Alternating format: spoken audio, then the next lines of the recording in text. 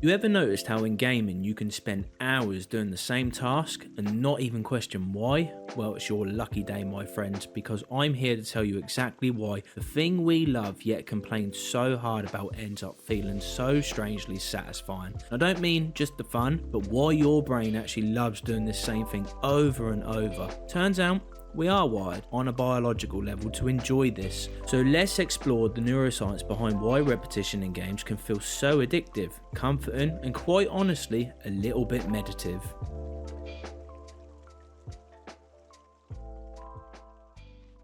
So let's go back, not decades, but maybe thousands of years, long before video games ever existed. The human brain evolved around predictable and repeated tasks. Our ancestors survived by doing the same motions, the same routines, thousands and thousands of times, and there was gathering of materials, tracking animals to hunt, making tools, building shelters to live in. All of this continued repetition wasn't boring for them in the slightest. It was a necessity, and a comforting one at that. It was safety, and it was their brain learning and saying, if I keep doing this, I stay alive. So where does this tie into modern gaming, you might be asking? Well, this routine wiring we have transfers right into gaming, which tap into those exact ancestral systems using mechanisms neuroscientists have been studying for decades, and systems that have barely changed since the earliest humans walked the earth. So, let's take Minecraft as a brief example, a game centered around smacking trees to craft tools in order to smack more trees. Craft more tools, which in turn will help you gather more resources in order to upgrade gear further. This right here is a mirror of ancient tool refinement and iterative crafting, making it feel entirely natural to the brain. Another quick example, Stardew Valley, with continuous farming cycles, the watering, the harvesting, the planting. This never-ending cycle is a perfect example of how the brain finds comfort in predictable agricultural repetition, which, let's be honest, is a complete echo of early civilization tasks. At the same time, repetition creates a very steady and nice dopamine rhythm. Now, a lot of people misunderstand dopamine as this big burst of excitement, but dopamine is really just a neurotransmitter that teaches your brain what's worth doing again. Grinding doesn't give you this massive high, it ends up really giving you something more addictive, and that, my friends, is stability.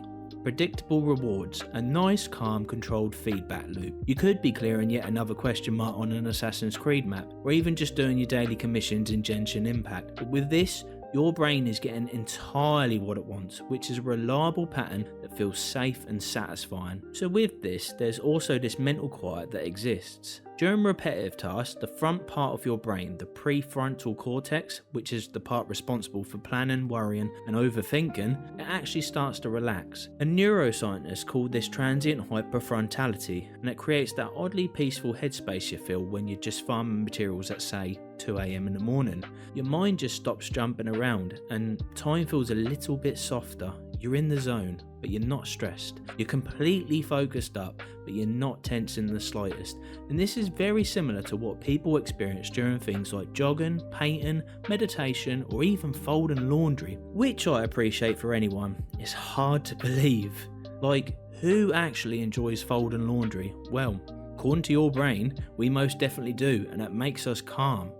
Very calm, somehow. Anyway, putting all this together, and grinding becomes more than just a gameplay mechanic. For us, it's a complete psychological comfort zone, and yeah, it's simple, it's obviously predictable, but rewarding. It gives you progress without any pressure, and it just creates a kind of low intensity flow where you're engaged enough to avoid boredom but not overwhelmed by the choices, the difficulty, or the narrative stakes. And many players don't even realise it, but this is why they can sink hundreds of hours into doing the same loop over and over and still feel content. It's not wasted time, it's the brain doing exactly what it was built to do and loving every darn moment of it. And really, this is where things start to get really interesting, because once gaming developers finally understood this, the entire landscape of gaming changed.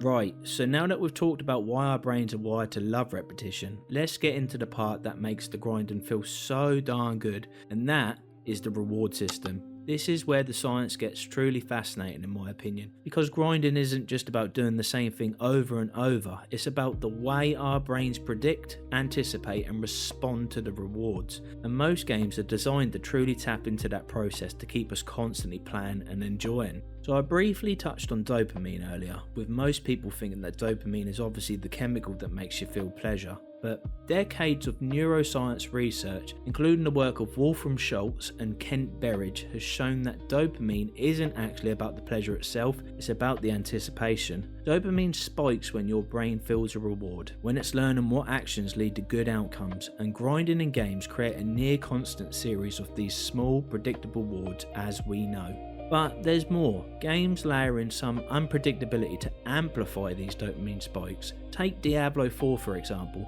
Every normal enemy might drop the same items every time.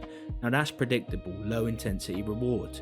But then all of a sudden you get a legendary drop, something rare and unexpected. And it's that sudden unpredictable hit that triggers the massive dopamine surge, far higher than the normal predictable rewards.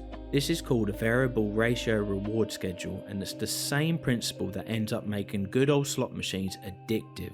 In games, it's healthier because it's tied to skill, effort and engagement, not just luck. Oh, and obviously because you don't end up losing loads of hard-earned money to the casino. Destiny 2, we see the same. Daily bounties and leveling are predictable. They give small steady dopamine boosts, but then an exotic drop from a raid or pinnacle activity delivers a surprise spike. It makes your brain light up in anticipation the next time you attempt it. Or look at Pokemon. Actually training your Pokemon all the way to level 100 or farming for shiny Pokemon uses a similar system.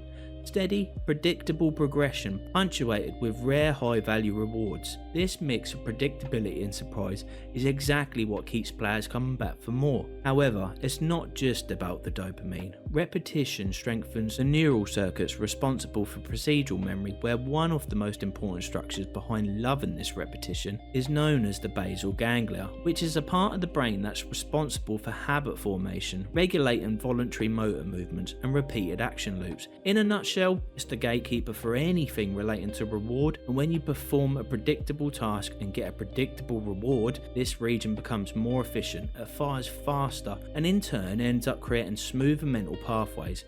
So putting this into perspective, it's the same system that helps a musician master melodic scales, or like when you see a footballer trying to master their footwork drills. It's this repetition that creates neural automation. That's why after a few hours of resource gathering in a game like Stardew Valley or even Forager, the actions feel almost automatic. Your brain is using less energy to perform the same task, letting you focus on the satisfaction of progress rather than the effort itself. The combination of predictable micro rewards, unpredictable macro rewards and neural efficiency creates a loop that is deeply satisfying. It's your brain following its built-in learning and reward systems. Games simply translate these ancient circuits into virtual worlds, and they give us measurable progress and gratification at a pace our modern lives rarely provide. And this is why grinding, even when repetitive, never really feels wasted. Each repetition isn't just an action, it's learning, it's anticipation and reward, all layered into one system designed to keep your brain engaged and satisfied.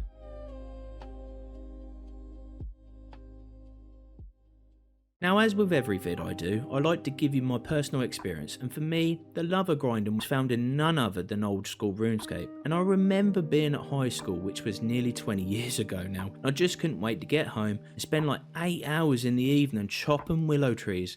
And the thing is, I loved every moment of it. Every single one of those 193,000 willow logs. There's something truly addictive about that big pop-up that constantly lets you know, hey, you just reached level 30, level 31, level 32 in woodcutting. Finally being able to use a dragon axe instead of rune when I hit level 60. When I finally reached level 99 and bang, all these fireworks from nowhere letting you know you've done a really great job. Yeah, I loved it all. And what was great was that it didn't end there, as basically every skill in RuneScape is pure repetition and dopamine inducing. Not only that, I wasn't the most popularest kid in school, so it was nice to come home every evening and actually make friends online with fellow tree or fishing enthusiasts. Anyway, moving on.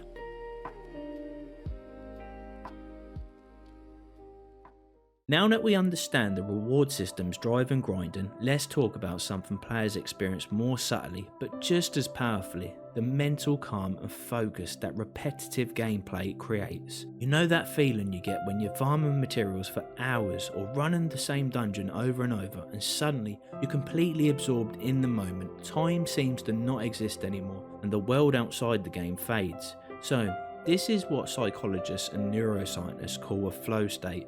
I have touched on this more in previous videos too, however it's also important for this one, so listen up. First studied by some guy whose name I can't pronounce, flow is a state of deep focus where your skills and the challenge in front of you are perfectly balanced. You're fully engaged but you're not stressed. Your brain quiets the part responsible for overthinking, as mentioned towards the start of this video, your prefrontal cortex, and it allows procedural and reward circuits to do most of the work. Neuroscientist Andy Treach calls this transient hyperfrontality, which is your analytical mind taking a backseat, your body and subconscious handling the task, and your emotions just stabilise. Repetitive grinding in games is an almost perfect recipe for this kind of flow, where many of the tasks that you have to grind are challenging enough to be engaging, but predictable enough that your brain doesn't feel overloaded. The result is a mental state that's relaxing, yet very focused. Repetition gives your nervous system a sense of predictability, lowering activity in the amygdala, the brain's fear and stress centre.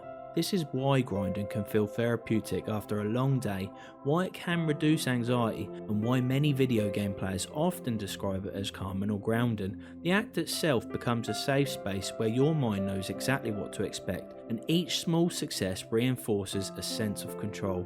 There's not just repetitive tasks that work. Games often layer procedural skill on top of these loops, creating what we might call automaticity flow. As your motor memory develops through repeated action, the gameplay becomes almost effortless. That effortless repetition is deeply satisfying because it allows you to experience progress and reward without the friction of constant decision making. You feel competent, capable, and crucially quite relaxed, and this combination of flow, predictable repetition, and procedural mastery is really why grinding isn't mindless at all. It's one of the most reliable ways to create a mental sanctuary where focus, progress, and calm all intersect. It's when you start to understand this, it becomes clear why players are willing to spend hundreds of hours in repetitive loops without ever feeling bored or empty.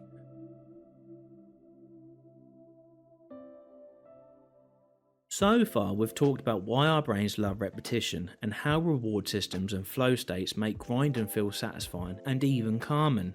But there's a deeper layer, one that goes beyond dopamine, beyond skill, and beyond simple comfort. Grinding also speaks to our need for mastery, identity, and meaning. Humans are wired to seek competence. Psychologists describe this in self-determination theory, which says we're motivated by three core needs: competence, autonomy, and relatedness. Grinding in games taps directly into all three, and every time you level up, upgrade a weapon, or complete a difficult dungeon, your brain registers a small victory. That sense of competence builds a mastery curve, a visible arc of improvement, and it's tangible proof that your effort matters, something modern life often doesn't provide you with the same immediacy. Autonomy is the second piece.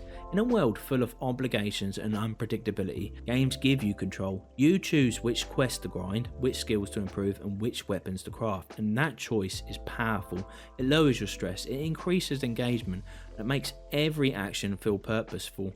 You're not just performing a repetitive loop, you're deciding to perform it, and your brain rewards that sense of control. Then there's identity. Repetition shapes how you see yourself in a game. Playing the same champion in League of Legends repeatedly, farming specific bosses in games like Borderlands, or training your Pokemon to perfection doesn't just increase skill, it builds a persona. Over time, you internalise that repetition as part of who you are. I'm a sniper man, I'm a crafter, I'm an assassin, I'm the player who always finishes the end game. Procedural memory strengthens those patterns and in turn reinforces confidence and a sense of self. Grinding also creates meaning. Viktor Frankl, the psychologist who studied human motivation, wrote that meaning is found in purposeful effort toward a goal. And that's exactly why grinding matters. Each repeated action is a small step towards mastery. Every incremental improvement, every rare drop, every level gained builds a story of progress.